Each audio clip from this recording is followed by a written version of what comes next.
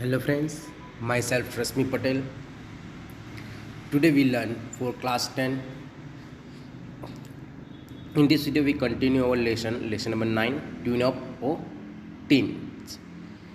In previous videos we learned two parts and today we learn another new part. We start.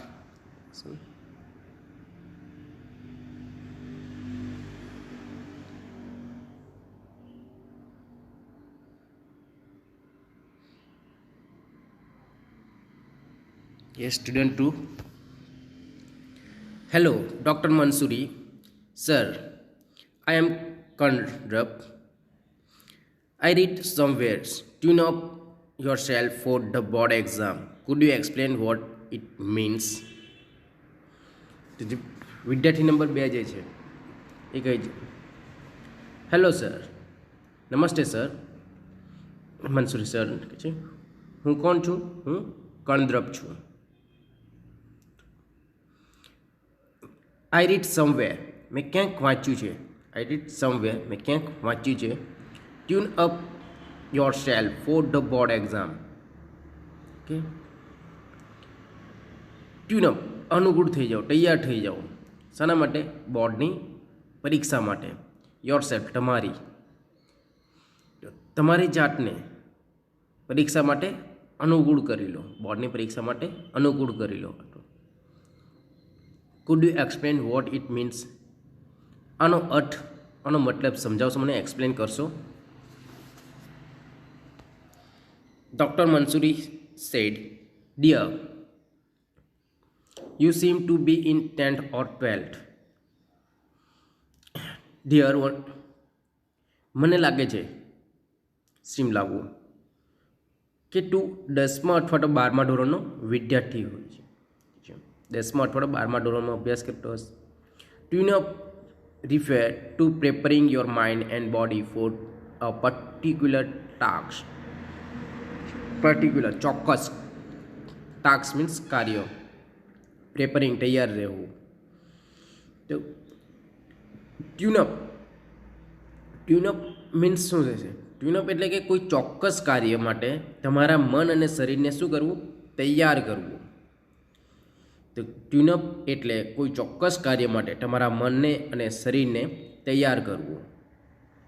Van it comes to tune up for examination you need to know how your body and mind work in harmony. પરીક્ષા માટે ટ્યુનઅપ કરવા માટે તમારે એ જાણવું જરૂરી છે. તમારે શું જાણવું જરૂરી છે? યુ નીડ ટુ નો, જાણવું જરૂર છે. How your body and mind,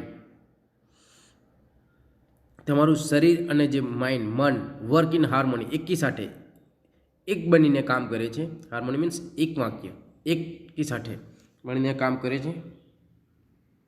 એ તમારે જાણવું જરૂર છે.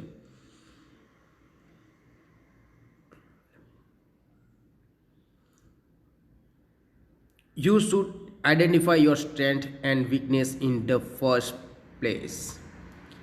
ફર્સ્ટ યુ શુડ આઈડેન્ટિફાય, પહેલાં તો તમારે શું જાણી દેવું જોઈએ? પહેલાં તમારે તમારી જે સ્ટ્રેન્થ છે, તમારી જે શક્તિ છે, તમે શામાં આગળ વધી શકો છો, કેવી રીતે તમે પ્રિપેર કરી શકો છો એક્ઝામ માટે, એ તમારે તમારું સ્ટ્રેન્થ જાણી લેવું જોઈએ. અને તમારી જે વીકનેસ છે, એ તમારી નબળાઈ, એ તમારે જાણી લેવી જોઈએ પહેલાં. ફોર એક્ઝામ્પલ, તમે અર્લી મોર્નિંગમાં સારી રીતે વાંચી શકતા હો લેટ નાઇટ કરતાં, તો તમે તમારી જે અર્લી મોર્નિંગ છે એની અંદર વાંચવાનું વધારે પ્રિફર કરશો. ઓકે, ને લેટ નાઇટ સુધી વાંચશો નહીં, કેમ કે લેટ નાઇટ તમને ઊંઘ આવે છે અને તમે જે રીડ કરો છો એની અંદર તમે પ્રિપેર રહેતા નથી. એટલા માટે તમારે તમારી વીકનેસ અને સ્ટ્રેન્થને ઓળખી લેવું જોઈએ, શોધી લેવું જોઈએ. Observe yourself for a week or two. પહેલાં તમે પરીક્ષણ કરો, ઓબ્ઝર્વ કરો તમારી જાતને 1-2 અઠવાડિયા સુધી. ઓકે, યોર સેલ્ફ, પોતાની જાતનું ઓબ્ઝર્વેશન કરો, નિરીક્ષણ કરો કે તમે ગયા સમયે સારું પરફોર્મ કરી શકો છો. 1-2 વીક સુધી ઓબ્ઝર્વ કરો. Always remember that your strength are your asset. તમારી શક્તિ છે તમારું જે સ્ટ્રેન્થ જે છે એ તમારું શું છે, તમારી જે શક્તિ જે છે એ તમારું શું છે, એસેટ. એસેટ મીન્સ સંપત્તિ છે. શું છે? સંપત્તિ છે. ઓલવેઝ રિમેમ્બર, હંમેશા યાદ રાખો કે તમારી શક્તિ તમારી સંપત્તિ છે. Don't think much about your weakness.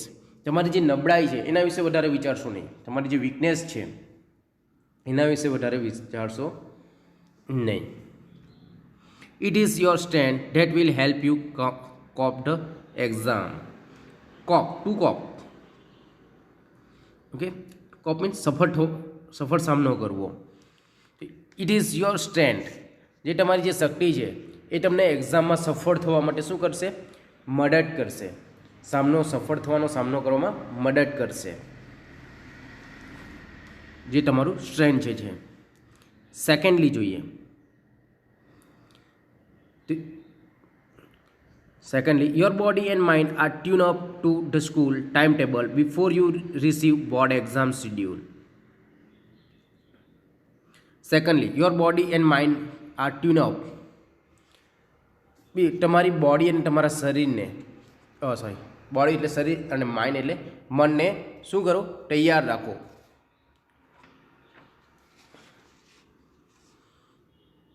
Tune up કરો ધ સ્કૂલ ટાઈમ ટેબલ, સ્કૂલના ટાઈમ ટેબલ સાથે.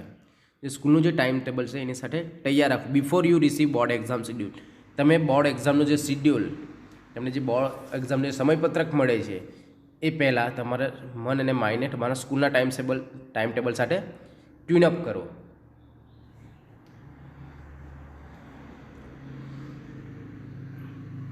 Once you receive the board exam schedule, prepare a new timetable based on your energy level. અને વન્સ એક વખત ફરી પાછું તમને જો બોર્ડ એક્ઝામનું શિડ્યુલ મળી ગયું હોય, બોર્ડ એક્ઝામનું સમયપત્રક મળી જાય, તો તમે નવું ટાઈમ ટેબલ બનાવો. Prepare A new time table base on your energy strength, જે તમારી જે એનર્જી કાર્યક્ષમતા છે તમારી એના વધારે.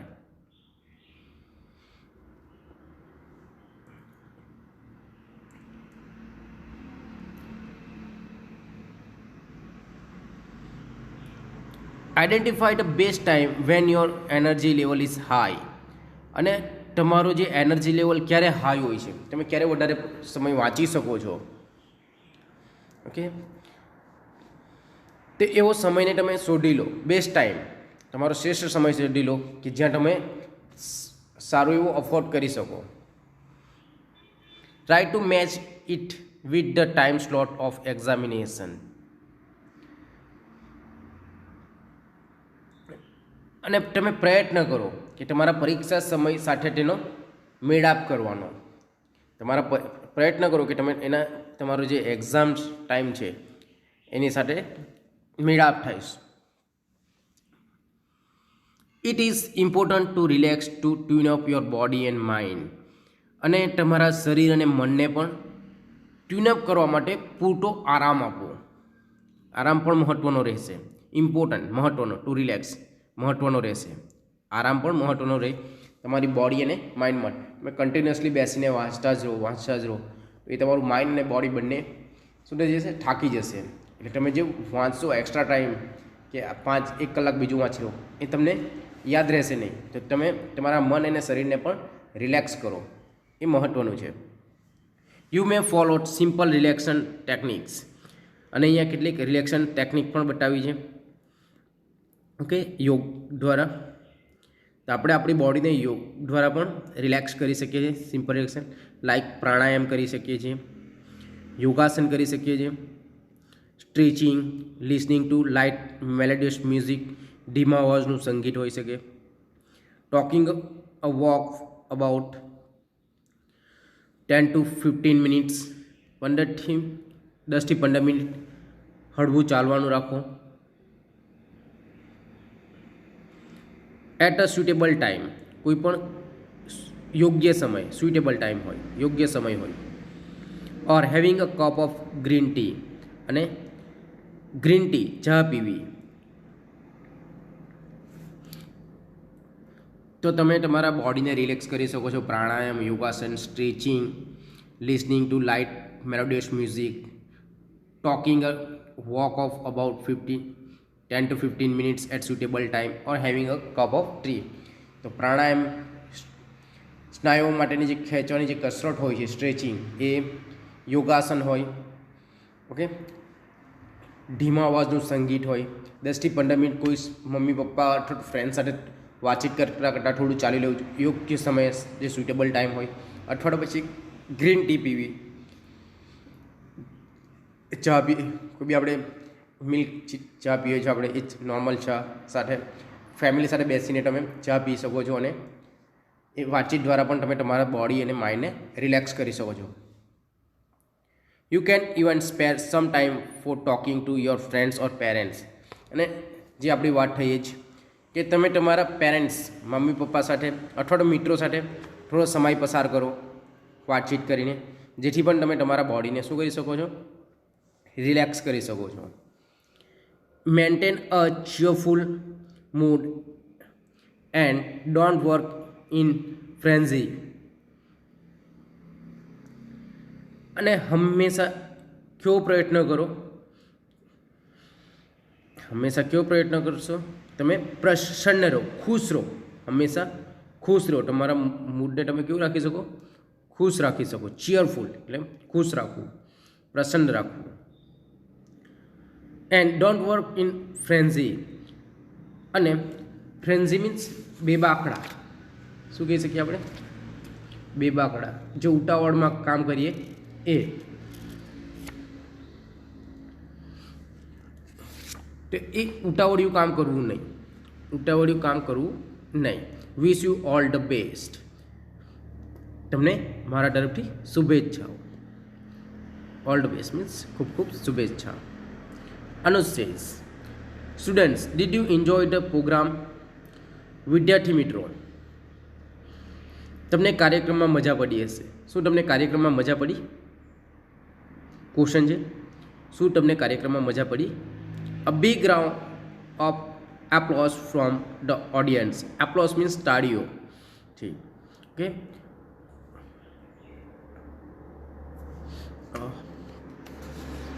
Audience,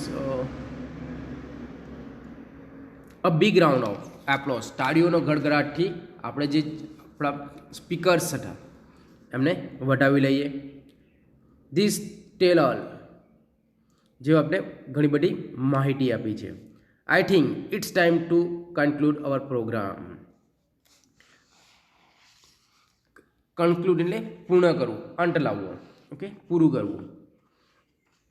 તો મને લાગે છે કે હવે આપણા આ જે પ્રોગ્રામ છે, આપણો જે આ સેમિનાર છે એને આપણે પૂરો કરવા તરફ લઈ જઈએ. It's impossible to express our gratitude in words. It's impossible, અશક્ય છે, ટુ એક્સપ્રેસ અવર ગ્રેટિટ્યૂડ. આપણો જે ગ્રેટિટ્યૂડ મીન્સ આભાર જે કહીએ આપણે, થેન્કફુલ, એ કરવા માટે આપણા પાસે પૂરતા વર્ડ્સ પણ નથી. આપણે એને શબ્દોમાં બયાન કરી શકતા નથી, એ અશક્ય છે. હાવેવર, તદુપરાંત, I am indeed thankful to all the guest who made in convenient to spare time for their busy schedule. Convenient એટલે અનુકૂળ. અને જે આ વ્યસ્ત શિડ્યુલમાં જે પેરેન્ટ્સ વાલીઓએ એમનો અનુકૂળ સમય ફાળવીને આ સેમિનારમાં ભાગ લીધો, એના માટે હું એમનું ખૂબ જ આભારી છું. હું ખૂબ જ આભાર માનું છું જેમણે એમનો કિંમતી સમય આપ્યો. I am sure that not only students but parents also gain a lot. Gain એટલે ફાયદો થવો.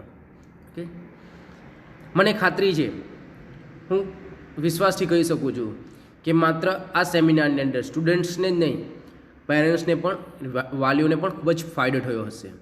Lot of. I hope we all remember the tips given by the expert. અને હું આશા રાખું છું કે જે આપણે આ ટિપ્સ આપવામાં આવી, આપણે જે આ નવા કોના દ્વારા ટિપ્સ આપવામાં આવી, એક્સપર્ટ દ્વારા, જેને આપણે સૂચનો કહીએ. ઓકે, ટિપ્સ મીન્સ સૂચન હિયર. તો હું આશા રાખું છું કે એક્સપર્ટ દ્વારા તજજ્ઞો દ્વારા જે આપણે સૂચનાઓ આપવામાં આવી એ આપણે સૌ યાદ રાખીશું. એન્ડ અને follow them as much as we can, અને આપણે એને શક્ય બને એટલું એઝ મચ એઝ શક્ય બને એટલું આપણે એને અનુસરીશું. ફોલો અનુસરવું. બેસ્ટ વિશેસ ટુ ઓલ, સૌને શુભેચ્છાઓ. Here our lesson is complete. Write down a glossary and meanings in your notebook. In next video, we continue our exercise. Thank you for watching this video.